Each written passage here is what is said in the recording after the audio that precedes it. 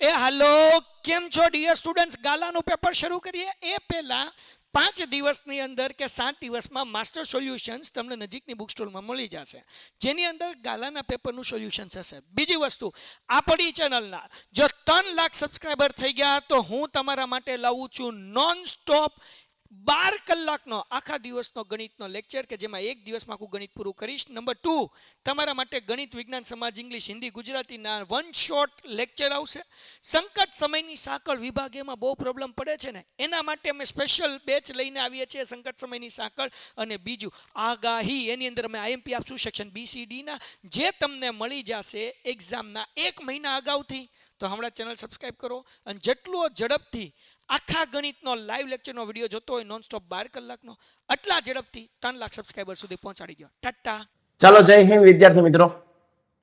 આજના આ લેક્ચરની અંદર આપણે ગાલાનું જે એસાઇનમેન્ટ છે, ગાલાના જે પ્રશ્નપત્ર છે ધોરણ 10 ના વિદ્યાર્થીઓ માટે, એની અંદર સમાજ વિષય છે એનું પ્રશ્નપત્ર 2 નું સોલ્યુશન લઈ અને તમારી સમક્ષ આવ્યા છે. વિદ્યાર્થી મિત્રો, આ બધા પ્રશ્નપત્રોની જ્યારે બોર્ડનો પરીક્ષાનો સિલેબસ પૂરો થઈ ગયો હોય આપણી સ્કૂલની અંદર, કોચિંગ ક્લાસની અંદર, ત્યારે પ્રશ્નપત્ર સોલ્યુશન કરવા બહુ જરૂરી બનતા હોય છે. તમે સોલ્યુશન કરો તો મજા આવશે. એનાથી તમને એટલી ખબર પડશે કે કેવા કેવા પેટર્નના પ્રશ્ન પૂછાય છે, કઈ રીતે પ્રશ્ન પૂછાય છે, તમને બહુ બધો અનુભવ મળશે. તો પેપર લખવાનું રાખો, પ્રશ્નપત્રની પ્રેક્ટિસ કરો, એ બહુ અગત્યનું છે. આના પહેલા આપણે આપણી ચેનલની અંદર પ્રશ્નપત્ર 1 નું સોલ્યુશન સાથેના આખા વિડીયો પાર્ટ વાઇઝ મૂકેલા છે. એવી જ રીતે દીકરા, આ બીજું ક્વેશ્ચન પેપર છે, બીજું પ્રશ્નપત્ર છે સમાજનું, ગાલા એસાઇનમેન્ટનું, એના સોલ્યુશન સાથેના પાર્ટ વાઇઝ વિડીયો આપણે આજથી શરૂઆત કરી રહ્યા છીએ. વિભાગ એની આજે આપણે ચર્ચા કરવી છે કે ભાઈ 24 પ્રશ્નો છે એને આપણે કઈ રીતે જવાબ તરીકે આપશું. ચાલો, તો તમે બધા તૈયાર છો? લેક્ચરની શરૂઆત કરીએ. પહેલો જે પ્રશ્ન છે, તમને ખબર છે કે જોડકા પેલા 5 પૂછાય છે અને આ વિભાગ એ છે એ ફરજિયાત છે. 24 માર્ક છે, 24 પ્રશ્નો છે એ તમારે ફરજિયાત લખવાના છે. આમાં એકલા ઓપ્શનમાં એવું ન આવે, બરાબર? તો અહીંયા આપણે ધ્યાન આપીએ કે ભાઈ 24 પ્રશ્નો, આના પ્રશ્નોનું સોલ્યુશન કરીએ. મદ્રાસીઓ છે, તો મદ્રાસીઓ માટે કયું શબ્દ વપરાય? તો કે ભાઈ એક કોળી લોકો નૃત્ય કરે ત્યારે માથે રંગીન ફેટા જેવું બાંધે, એને કહેવાય મદ્રાસીઓ. માથે રંગીન કપડું બાંધે, એક ફેટો બાંધે, એક પાઘડી જેવું બાંધે, રંગીન કપડું, એના માટે એક શબ્દ છે મદ્રાસીઓ. સાહેબ, બૃહદેશ્વરનું મંદિર તો તમે જયારે ભણાવ્યું હતું ત્યારે તમે કીધું હતું તમિલનાડુ. તમિલનાડુ રાજ્ય પૂછે ને તો તમિલનાડુ આવે, યાદ રાખજો. તમિલનાડુ એનો તાંજોર જિલ્લો અને થંજાવુર નામનું ગામ, બરાબર? તમિલનાડુ, તાંજોર જિલ્લો, થંજાવુર નામનું ગામ, બૃહદેશ્વરનું મંદિર આવેલું છે. ભારતના જંગલોમાંથી શું નષ્ટ થઈ ગયું છે? તો ચિત્તો. ભારતના જંગલોમાંથી ચિત્તો નષ્ટ થઈ ગયો છે. પૃથ્વી પરની ઉર્જાનો મુખ્ય સ્ત્રોત તમને બધાને ખબર છે, સૂર્ય. સૂર્ય એ પૃથ્વી પરની ઉર્જાનો મુખ્ય સ્ત્રોત છે. ગરમ પાણીના જરા માટે કયું સ્થળ? તો ટુવા, તુલસીશાર, લસુંદરા વગેરે. તો 1 ની અંદર જવાબ શું આવે? તો અહીંયા 1 ની અંદર કીધું છે કે ભાઈ ડી જવાબ આવે, વાત સાચી. બીજાની અંદર શું જવાબ આવે? બીજાની અંદર સાહેબ જવાબ આવે સી જવાબ આવે. ત્રીજાની અંદર સાહેબ શું જવાબ આવે? ત્રીજાની અંદર જવાબ આવે બી જવાબ આવે. ચોથાની અંદર શું જવાબ આવે? તો ચોથાની અંદર જવાબ આવે શું? તો ચોથાની અંદર જવાબ આવે એ જવાબ આવે. અને પાંચમાની અંદર જવાબ શું આવે? તો પાંચમાની અંદર જવાબ આવે ઈ. તો વાલા વિદ્યાર્થી મિત્રો, આ વાત કરી જોડકાની. 5 પ્રશ્નો પૂછાય અને 5 માર્ક આપણને મળે. વ્યવસ્થિત રીતે ધીરજ સાથે આ પ્રશ્નોનું સોલ્યુશન મેળવવાનું. ડન છે? ઓકે. એના પછી સાહેબ આગળનું પેજ તમે જુઓ. વિદ્યાર્થી મિત્રો, ધોરણ 10 ના વિદ્યાર્થીઓ હોય, 11-12 કોમર્સ પણ આ વખતે આપણે પેન્ટેડ દ્વારા શરૂ કરવામાં આવેલું છે. ખાસ તો વિદ્યાર્થીઓ માટે એ મહત્વનું છે, જે લોકો 11 કોમર્સ લેવા ઈચ્છતા હોય એવા વિદ્યાર્થીઓને 10મું ફ્રી. એ બધી ઓફર્સ ચાલી રહી હોય આગળ, કારણ કે વિદ્યાર્થીઓ વધારે ને વધારે જોડાય એવો આપણો આગ્રહ હોતો હોય છે. વિદ્યાપત 1.0 બેન્ચ, રેપિડ રિવિઝન બેન્ચ ટૂંક સમયમાં શરૂ થશે, જેની અંદર આપણે જે કાંઈ પણ સિલેબસ છે એનું ક્વિક વાઇઝ રિવિઝન કરશું. બોર્ડની પરીક્ષા આવતા પહેલા આપણે એ પણ પૂરું કરી નાખશું રિવિઝન સાથે. સિલેબસ પૂરો થયો છે ઓલરેડી, હવે રિવિઝન કરીશું. બરાબર છે? તો એ માટે તમે જો નીચે કોલ નંબર આપેલો છે, તમે એનો સંપર્ક કરી અને એ માટેની માહિતી તમે મેળવી શકો છો. એપ્લિકેશનમાં કઈ રીતનું કામ થાય એ પણ તમે જોઈ શકો છો. અને જો તમને ફેકલ્ટીના વિશે રિવ્યુ જોતા હોય તો તમે યુટ્યુબ ચેનલ ઉપર જઈ અને વિડીયો લેક્ચર જુઓ તો તમને ખબર પડી જાય કઈ રીતે ભણાવવામાં આવે છે, કઈ રીતે કામ કરવામાં આવે છે, તમને ખબર પડી જશે. હવે પછી જોઈએ વિદ્યાર્થી મિત્રો આગળ, નીચેના વિધાનો ખરા છે કે ખોટા તે જણાવો, એ આપણને પ્રશ્ન પૂછાય છે. છઠ્ઠો પ્રશ્ન, ટૂંકમાં બીજા પછી પ્રશ્ન કયા આવે છે? ખરા ખોટા. પેલા જોડકો આવે, જો તમને પેટર્ન સમજાવવા મળે. વિભાગ એની અંદર પેલા શું આવશે? તો જોડકા. જોડકા પછી શું આવશે? તો કે ભાઈ જોડકા પછી શું આવે છે? તો કે ભાઈ ખરા ખોટા. કેટલા આવશે? 5. જો 2 2 4 ને 5. ખરા ખોટાની અંદર મારા વિદ્યાર્થી મિત્રો આપણે જોઈએ તો ખરા ખોટાની અંદર કુતુબુદ્દીન એબકે દિલ્હીમાં 2.5 દિનો કા ઝોપડા નામની મસ્જિદ બનાવી. ભાઈ આ વિધાન સાચું છે ખોટું? કુતુબુદ્દીન એબકે દિલ્હીની અંદર, તો આ વિધાન છે ખોટું છે.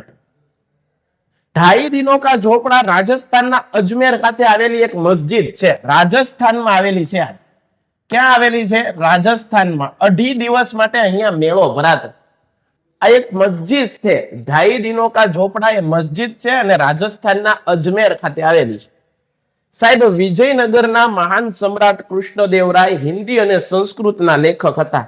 હિન્દી અને સંસ્કૃતના લેખક હતા. વિદ્યાર્થી મિત્રો આ વિધાન સાચું છે? તો આ વિધાન પણ ખોટું છે. આ વિધાન પણ ખોટું છે.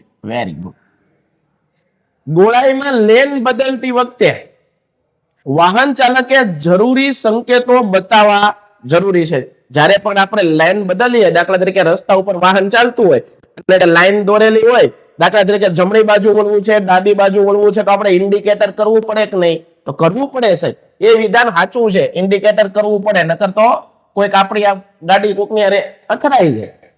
યુનાઇટેડ નેશન છે 1975 ના વર્ષને કાલે જ વિદ્યાર્થી મિત્રો એક લાઈવ સેશન ની અંદર મેં બધી તારીખો સમજાવી હતી, વર્ષો સમજાવ્યા હતા. એમાં મેં વિદ્યાર્થી મિત્રોને કીધું હતું કે ભાઈ મહિલા વર્ષ છે. આ મહિલા બાબતે 3 પ્રશ્નો તમારે યાદ રાખવાના. આ 1975 ના વર્ષને મહિલા વર્ષ તરીકે ઓળખવામાં આવે છે. વિધાન સાચું કે નહીં? સાચું. અહીંયા ધ્યાન આપજો. આ મહિલા વિશે યાદ રાખો. 1992 પૂછે ને, 1992 તો મહિલા આયોગ, આ તારીખ પણ યાદ રાખી લેજો કારણ કે મહિલા સંબંધિત છે. બરાબર? 1992 મહિલા આયોગ, આ તારીખ યાદ રહી ગઈ. હાલો, એના પછી 1975 મહિલા વર્ષ અને 2001 બરોબર 2002 છે એ કયા દિવસ તરીકે ઓળખાય છે? મહિલા સશક્તિકરણ વર્ષ. મહિલા સશક્તિકરણ વર્ષ. સશક્તિકરણ વર્ષ.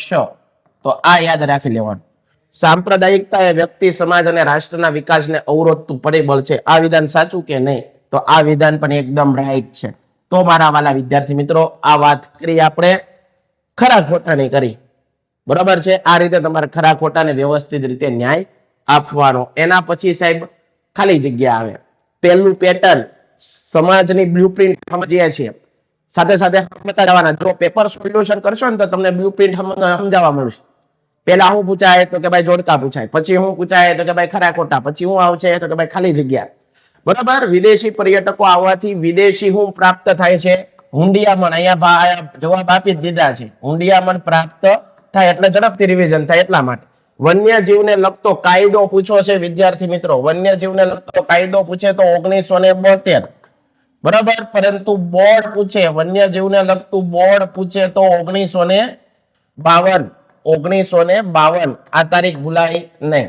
ભારતમાં ખાલી જગ્યા કૃષિ ક્ષેત્રે હજુ પણ વરસાદ પર આધાર રાખે છે. 2/3 લોકો ખેતી કરતી વખતે વરસાદ ઉપર આધારિત છે. ભારતમાં પૂર્વ અને દક્ષિણના રાજ્યોમાં ખાલી જગ્યા દ્વારા સિંચાઈ થાય છે. શેના દ્વારા સિંચાઈ થાય છે? તળાવ દ્વારા. કેના દ્વારા? તળાવ. વ્યાપાર તુલનાને હકારાત્મક બનાવવા સરકારે ખાલી જગ્યા પ્રોજેક્ટ શરૂ કર્યો, મેક ઇન ઇન્ડિયા. કયો પ્રોજેક્ટ શરૂ કર્યો? મેક ઇન ઇન્ડિયા પ્રોજેક્ટ શરૂ કર્યો. તો આ વસ્તુ તમને આવડવી પડે. આ વસ્તુ પણ તમને આવડવી પડે. ખાલી જગ્યા વાત કરી લીધી સાહેબ. ખાલી જગ્યા પછી શું આવે? તો કે ભાઈ વિકલ્પો સાહેબ આવે. ભારત સરકારે રાષ્ટ્રીય સ્મારકોની જાળવણી માટે કામ કોને સોંપ્યું છે? રાષ્ટ્રીય સ્મારકોની જાળવણી કરે છે પુરાતત્વ ખાતા, આર્કિયોલોજીકલ સર્વે ઓફ ઇન્ડિયા. બરોબર. 1961 માં એની સ્થાપના થઈ હતી. અંગ્રેજોએ એની સ્થાપના કરેલી. બરોબર. એના વિશેનો વિડીયો જોવો હોય તો આપણી પેન્ટેડ યુટ્યુબ ચેનલમાં મારી એટલે કે વિવેક જાબુચા દ્વારા તમને ભણાવવામાં આવેલું છે. તમે વિડીયો જોઈ શકો. ભારતીય પુરાતત્વ ખાતું, archaeological survey of India. Odisha કઈ નદી મુક્ત ત્રિકોણ પ્રદેશ પર ધરાવે છે? ઓડિશાની કઈ નદી? ઓડિશાની કઈ નદી છે એ મુક્ત ત્રિકોણ પ્રદેશ ધરાવે છે? તેમાં કઈ આવે? મહાનદી. આ મહાનદી ઉપર કઈ યોજના આવેલી છે? તો કે ભાઈ હીરાકુંડ. હીરાકુંડ યોજના. જો સિંચાઈ યોજનાનો પણ પ્રશ્ન પૂછી શકે. હીરાકુંડ યોજના. બરાબર. ભારતનું કયું રાજ્ય તેના સ્પષ્ટ વાવેતર ક્ષેત્રના સંદર્ભમાં સૌથી વધુ સિંચાઈ ક્ષેત્ર ધરાવે? સૌથી વધુ સિંચાઈ ક્ષેત્ર ધરાવતું રાજ્ય પંજાબ. કારણ કે પંજાબ 5 નદી વાળો ભૂમિ ભાગ, 5 નદી ધરાવતો ફળદ્રુપ પ્રદેશ હોવાથી એને પંજાબ કહેવાય. 5 નદીઓ છે તો ખેતી હારી થાય કે ન થાય? ઘઉં ચોખા બધું સારું થાય. પાણી હોય તો બધી સુવિધા હારી હોય. સમજાય છે? તો આ વસ્તુ તમને દીકરા યાદ રહેવી પડશે. આગળ જોઈએ. નીચે દર્શાવેલા કઈ બાબતો સેવા ક્ષેત્રમાં સામેલ નથી તે ઓળખી બતાવો. કઈ બાબતો સેવા ક્ષેત્રની અંદર સામેલ નથી? તો ધાતુઓનું ખોદકામ. બાકી જો સંદેશા વ્યવહાર એટલે કે એક જગ્યાએથી બીજી જગ્યાએ સંદેશો આપવો તો એ સેવાનું કામ છે.